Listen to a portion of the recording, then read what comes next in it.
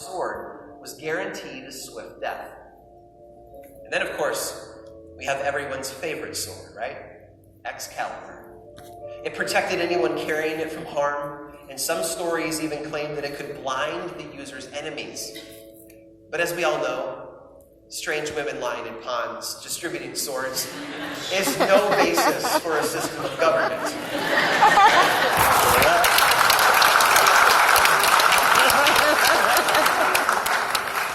Or a system of warfare, for that matter.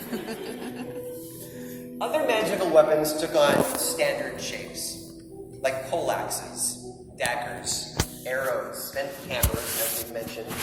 But all of them came with the same kind of story.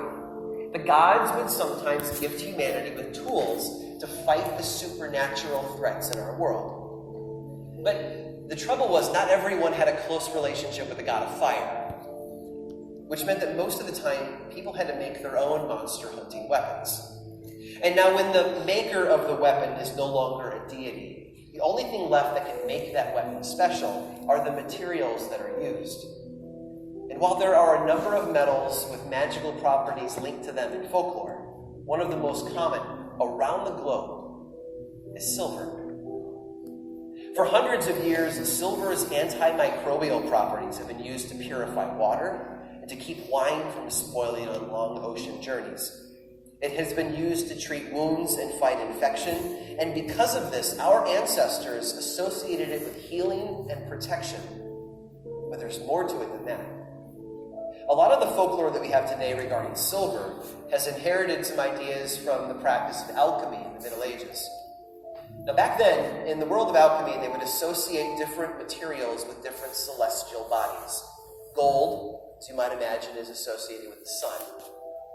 Silver was associated with the moon. In fact, the Latin word for silver, argentum, literally means gray and shining, which sounds like the perfect description of the moon, doesn't it? And because of that, for a very long time, people believed that silver had the same properties as the moon, which is where the concept of sympathetic magic comes in. Now, sympathetic magic is a bit of old folklore that suggests that if one object looks like another, then it should have similar characteristics to that object. Think of the stereotypical voodoo doll, right? You make a doll that looks like the person you want to harm, and then you prick that doll with a pin to harm the person. That's sympathetic magic at work. So in the world of alchemy, not only did silver look like the moon, all gray, shining, and pretty, but it carried the very power of the moon inside it. So it shouldn't be a surprise that silver was a common plot device in stories about evil beings.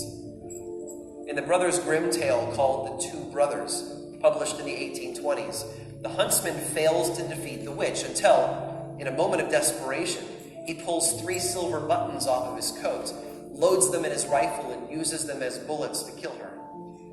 And so I hope you can see how easy it was for silver to evolve over the centuries into this sort of magical element. It could heal the sick.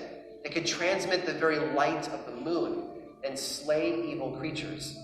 So when the French countryside was faced with a series of attacks by what was often